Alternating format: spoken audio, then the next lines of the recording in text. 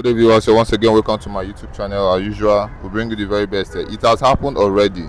Sheikh Gumi has asked the federal government of Nigeria to include the welfare of the terrorist bandits, include them in the budget, because the government will be busy bringing out budgets for education, for health, and all the rest. They are not including the terrorists in Nigeria. That they should include them in Nigeria budget. That how do they expect them to get the monies they use to fund their war machine? That is the reason why they are kidnapping and using the money to fund themselves. Sheikh Gumi is defending the terrorists, that they need to be funding them. Therefore, an evangelist, it is never heard anywhere in the world. This is coming out. Sheikh Gumi just made a statement on the internet. What do you have to say concerning Sheikh Gumi is defending his brothers. He's defending his business partners. He's defending his own people, which Nigeria have in one way or the other neglected, according to him. If actually Nigeria have neglected them. Remember, they are the one that enjoyed most percentage of Nigerian resources, Nigerian income. It is the Fulanis that enjoy it most. Are you aware? And let me tell you, what is going on currently now shows that Nigeria as a nation is a nation that is not serious in terms of security, conscious, and a nation that don't care about the well-being or the welfare of their people. And I know for him saying this, meaning that there is a conquest they needed to be attended to, and they are not attending to them. I could remember during Buhari, remember in the order of my video, I said they were called, because I watched one Fulani man on media. He said that them that are the herdsmen knows nothing about gun. They don't know anything about gun. That it is the government that called them, carry gun and give to them, and they were like, what are we going to do with it? They now teach them, taught them on how to make use of gun. So every time people will come and begin to blame Fulanis, that we should stop blaming them. We should blame Nigerian government, the politicians, because they are the one that show them the route and hand over the bullet and the gun to them. Do you understand? So definitely that's why Sheikh Gumi is saying what he's saying. And Nigeria invited them, gave them gun, make a promise to them, which they are claiming that the promise has not been met, has not been fulfilled. And secondly, that they have left their various places, which they can no longer go back. That they are finding it difficult to go back to that base now. And in a norm, you know, person where they live for bush, you carry and come down. It go difficult to make you go back to a bush area now. Imagine person where they never chop better food. When they chop better food, you say make you no chop better food. I'm only using a proverb, an adage, you know, based on what the Fulani man has said. I don't know if you have seen the video on media, and at the same time what Sheikh Gumi have said too. They are being neglected. That is what they say. And they are being neglected in the sense that they have an agenda, and they made a promise to them. They are the one that invited them. Nigerian government as a terrorist nation, inviting terrorist group as partners and children from various countries. And now you are sidelining them. If what he's saying was true. Because I have seen on several videos where the same Sheikh Gumi goes to bandits, to all these terrorists, to make things amicably and pay them some ransoms, which Nigerian government to use some police, some army to go and negotiate with them. In Zamfara, there is a viral video that went on that period. In Kaduna, in Sokoto, even in Borno State, and even recently now, you agree with me, there was a time they adopted how many? 470 something. And they were demanding for what? Government to come and bear those people. And if they fail to come and bail them, they will do what? Buy all of them. And I remember the other time they said that was either 2-3 months ago, that they went and bailed some people from the hands of kidnappers, and they went to another place to kidnap again. You can agree with me what happened in Benue, even what happened recently. A place where army, and that's one either platoon or in Benue, where women say that Nigerian military should leave, should evacuate, because how can you be there and kidnapping will still be going on, buying of people will still be going on, you know, all sort of atrocities, raping will still be going on. What is the essence of your existence? What is the essence of your camping there? That is to tell you, there are Nigerian militaries are the one, Nigerian uniforms are the one carrying out all these activities. They are partnering with these people. They are just using those ones as what? To front before the people, while they are the one at the behind doing the major damage. Okay, with all this you said now, you've made us to understand clearly that this could be the reason why the Fulanis are seriously against Nigeria, because they are the only resistant people to their agenda, because the Igbos have refused to bow down to Islam. Could that be the reason, Solemn? Yes. Defiance, I could remember in 2023, after they declared Tinubu as the president. Before they declared Tinubu as the president, he said that they should go ahead and declare Bola Ahmed Tinubu, then heaven will not fall. Not instead of Obi. That if after they declare Tinubu, he said if Igbo man want to rule, I'm quoting Erufai, he said if Igbo man want to rule, they should accept what? Islam. Do you understand? So, and that is it. You know, they partnered together with in APC. Erufai was in APC, remember? So it was a conflict and misunderstanding that made him to decamp from APC, which late President Buhari prayed for him when he left. Before it, I mean the clone Buhari, not the original Buhari. The clone Buhari now prayed for him before he left APC. As a result of APC government not giving him a slot, despite his effort of bringing Bola Ahmed Tinubu into the corridor of power. So, and that is why you see them and all these things playing out against Nigeria. And the Igbos too, you will see what is happening now. They are now pushing, imagine Kwankwaso. I heard the Kwankwaso saying that Obi is going for one tenor. That if Obi should go for second tenor, Obi will now come and meet them. They will sit on a round table. Imagine the statement. Meaning that it was not their mind they welcome Obi. They have other agenda against Obi.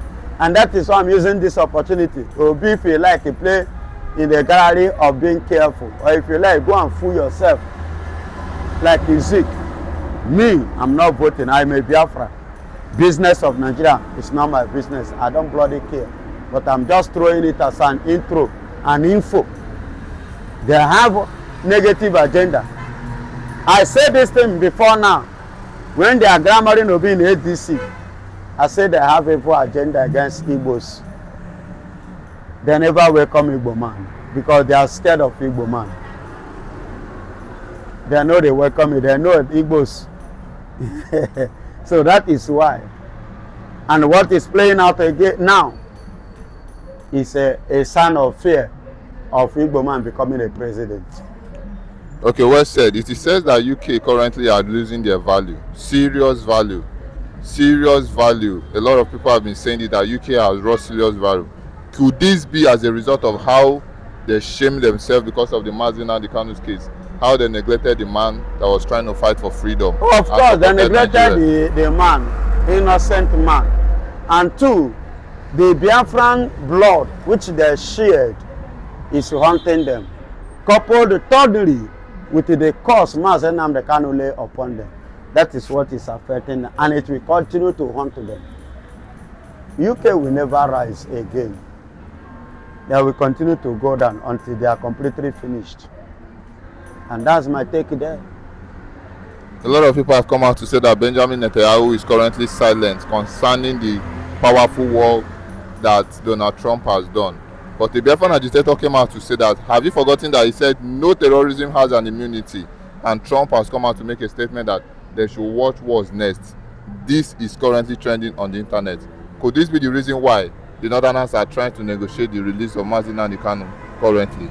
Are you not aware of one jihadist American citizen who won that they are doing everything and they are having a plot and a plan to take over America?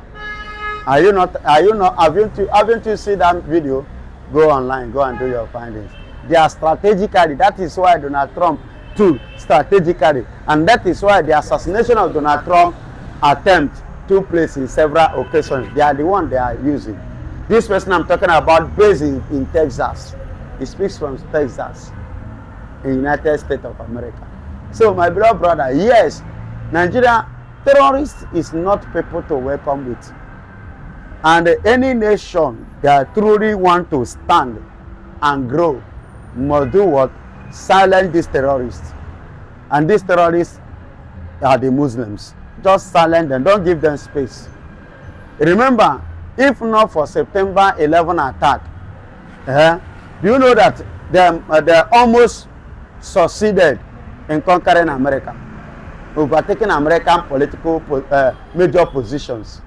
It was after the attack of September 11, 2001 that make America, I think that was the era of George Bush Jr., that he now make decision that not anything Muslim, he make sure that he remove them from office.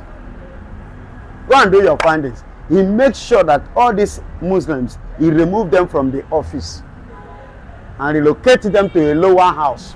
Make sure that he shoveled the cabinet of America, and that is what helped him.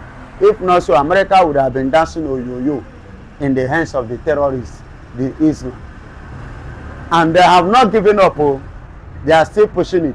And that is why America should play with caution with some set of people like Obama, some set of people like Hillary, some set of people like this, what is it called? This woman that just contested with Donald Trump.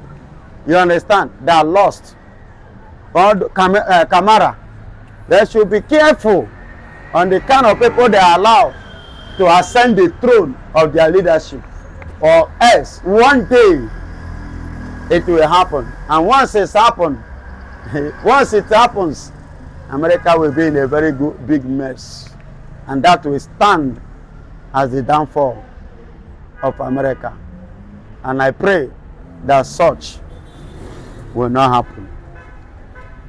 Well said, Biafran evangelist. A man has come out to really praise Gumi, praise Sheikh Gumi, how he's defending his people. That he's wishing that Igbos could follow suit and defend their own people, but rather they are busy betraying their own fellow brothers and sisters. What would you have to say concerning this statement? Yeah, the man that says so is right. Gumi is busy defending his own people. But when it comes to our side, some stupid element like Lolo will come out and Bianca them and co. will come and be talking rubbish. If Kanu were to be stupid as they are, Kanu would have collected the offer, the blank check Nigerian government offer and the British offer to him, and it would have made him #1 richest man in the whole Africa. But he turned it down. He chooses integrity. He chooses discipline. He chooses his people. You understand? He values his people and he downgrade himself. That is a man, and that is leadership. And that is a leader. Do you understand? Not a ruler, but a leader. And that is the quality of a leader. And that is what Mazi Nnamdi Kanu possesses. And that is what he has shown. Today, it's no longer him, but his quality, he was able to put in place to showcase with his integrity, speaks to the world loudly and to his people like us that are standing behind him without wavering. Not people like Rollo and Co, Bianca them and Co, that sold their right, their birthright because of what? Pot of stew. You understand? So, if you are still looking for somebody that will stand, Mazen Namdekano too stood for us. Simon Ekpan stood for us. Orabeze is still standing for us. And they are all speaking in one voice for our own safety, our own freedom. So the man that says so should know that we have people that are standing speaking. He should not mind those ones that have sold themselves. Kobo. Well said, Biafran evangelist. Finally, a message of hope. I'm using this opportunity. Oga Akpato na May 30th. Yes. And I want to use this opportunity to tell all our fans to keep their fingers I'm sorry crossed. to cut you short. Talking about May 30, finally. Talking about May 30, the Northerners are seriously against it. Are you aware of that? Against it too. They are saying they are deploying 2,000 uniformed men down to east. Yeah. In order to destabilize that May 30th. But they never send the 2,000 to the northern part of Nigeria. To do what? To destabilize Fulani's terrorism going on in the northern part that have taken over Oyo State. They did not have 2,000 men, but they have it reserved for May 30th. And no problem. That day, let them come. It's not the first time they will be coming to Igbo land. They are already on the ground, but they will not stop us from celebrating, from recognizing and remembering them, our fallen heroes. They can't stop us. The years of threat and the years of fear is gone. It is our civic right. If they cannot stop June 12, which Igbo man sacrificed to give the West, why are they trying to stop us? That is to tell you how cruel and how evil and how bad the Yorubas and the North they are towards Igbo man. Those Igbos that are standing on their side, still eating, dancing and rejoicing with them. I call them Munde Furefu. Play with caution. That's the only advice I will give. Thank you and God bless you.